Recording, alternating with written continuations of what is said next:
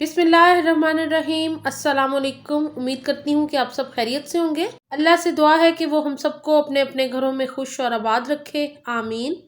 आज मैं आपके साथ बेसन के बहुत ही मज़ेदार से हलवे की रेसिपी शेयर करूँगी। मेरे चैनल पे डिज़र्ट्स की और बहुत सी रेसिपीज़ हैं, वो भी ज़रूर देखिएगा। बेसन के हलवे की ये रेसिपी आपको अच्छी लगे तो वीडियो को लाइक और शेयर ज़रूर कीजिएगा। और जिन बहन भाइयों ने अभी तक चैनल को सब्सक्राइब नहीं किया है, प्लीज़ वो ज़रूर कर लें। तो चलिए बनाना स्टार्ट करते हैं इस बेसन के मज़ेदार से हलवे को। इस यूनिक से मज़ेदार से बेसन के हलवे को बनाने के लिए यहाँ पे मैंने बेसन लिया है 2 कप और इसको मैंने छान लिया था। इसके अंदर शामिल करेंगे हम चीनी। चीनी हलवे के बराबर जाएगी 2 कप, लेकिन अगर आप कम खाते हैं तो कम शामिल कीजिएगा, ज़्यादा पसंद हो तो ज़्यादा।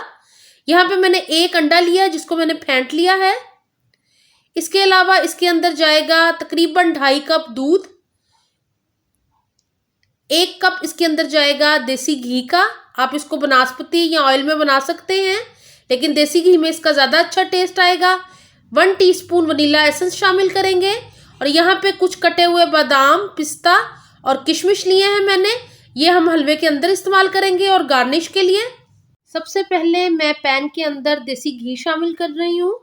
आप डालडा, बनास्पति या ऑयल किसी में भी इस्तेमाल कर सकते हैं, बना सकते हैं इस हलवे को, लेकिन अमूमन हमारे देसी घी में ही बनता है और उसका टेस्ट भी बहुत ज़्यादा अच्छा आता है, तो इसलिए मैं देसी घी का इस्तेमाल कर रही हूँ। यहाँ मैंने बेसन शामिल कर दिया है और बेसन को अब हमने भूनना है उस वक्त तक जब तक बेसन में से हल्की सी खुशबू आनी नहीं शुरू हो जाएगी और बेसन अच्छे से भून नहीं जाता।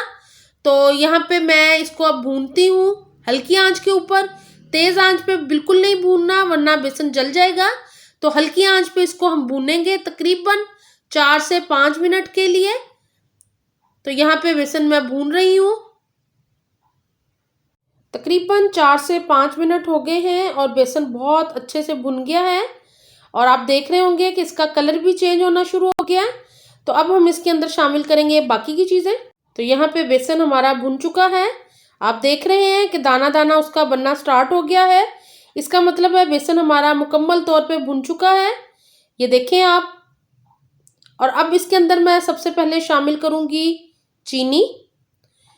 ये 2 कप चीनी ली थी मैंने, आप कम या ज़्यादा कर सकते हैं अपने टेस्ट के मुताबिक। साथ ही मैं इसके अंदर अब शामिल कर दूँगी दूध। तो यहाँ पे तकरीबन 2.5 कप दूध लिया मैंने। पानी इसके अंदर हमने बिल्कुल इस्तेमाल नहीं करना। साथ ही मैं इसके अंदर फिटा हुआ अंडा शामिल कर रही हूँ।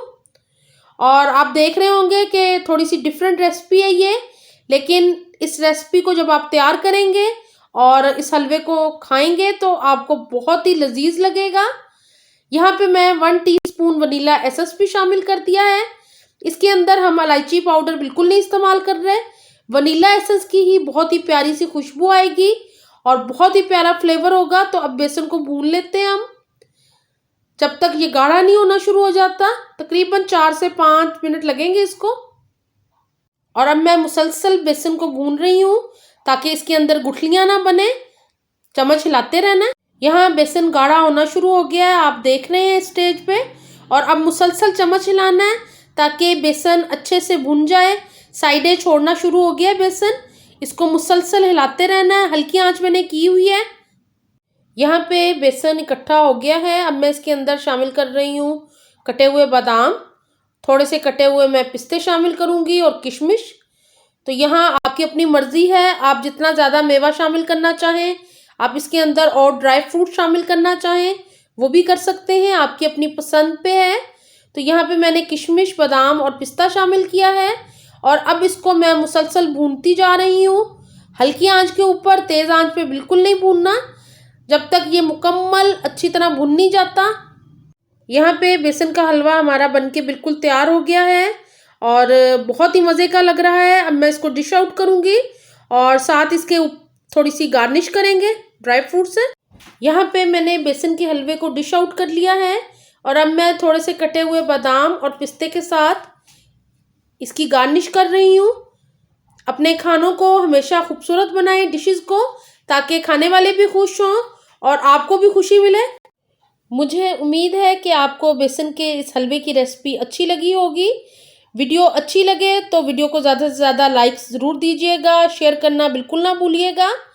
और मेरी आप सबसे एक रिक्वेस्ट है कि मेरे कई ऐसे व्यूअर्स हैं जो मेरी वीडियोस को बहुत बाकायदगी से देखते हैं, लेकिन उन्होंने अभी तक चैनल को सब्सक्राइब नहीं किया हुआ, तो उन सबसे रिक्वेस्ट है कि चैनल को सब्सक्राइब ज़रूर कर लें। और मेरे चैनल पे और बहुत सी रेसिपीज़ हैं, वो भी ज़रूर देखिएगा। अपनी दुआओं में याद रखा करें, अपना बहुत ख्याल रखें। अल्लाह हाफिज़।